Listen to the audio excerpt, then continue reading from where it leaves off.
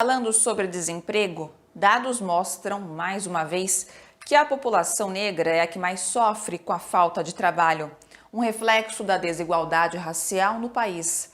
A análise é do diretor técnico do DIESE, Fausto Augusto Júnior. Os dados que saíram essa semana ajudam a gente a entender um pouco mais o que é desigualdade no Brasil.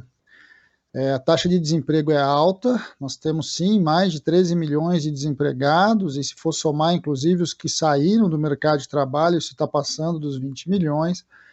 Mas quando a gente olha aí no detalhe, tenta observar quais são as parcelas da população que estão tendo com mais dificuldade, é explícito que, por exemplo, a população negra tem uma taxa de desemprego muito mais alta, né? A população negra está com uma taxa de desemprego beirando aos 18%, enquanto o branco tem uma taxa de desemprego em torno de 10%. Isso explicita bastante o que significa a desigualdade racial nesse país. No momento em que essa discussão sobre a questão da desigualdade está colocada para nós a partir da pandemia, está ficando cada vez mais claro que, inclusive, a pandemia ela incide mais sobre a população mais pobre, fica explícito que a questão racial é algo fundamental no nosso país. E aí isso também se desdobra do ponto de vista das regiões.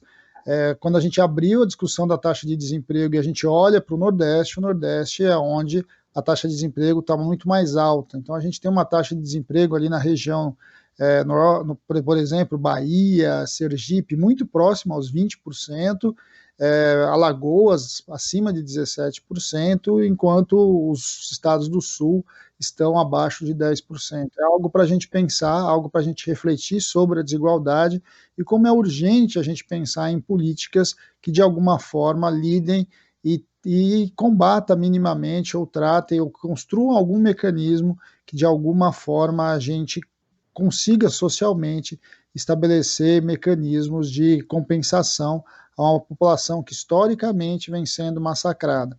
Eu acho que esse é um debate, não é só uma questão das taxas de desemprego, é bom lembrar então como a Covid está incidindo mais sobre essa mesma população e a própria violência urbana que a gente tem visto, que quem tem morrido cotidianamente é o jovem negro, negro da periferia.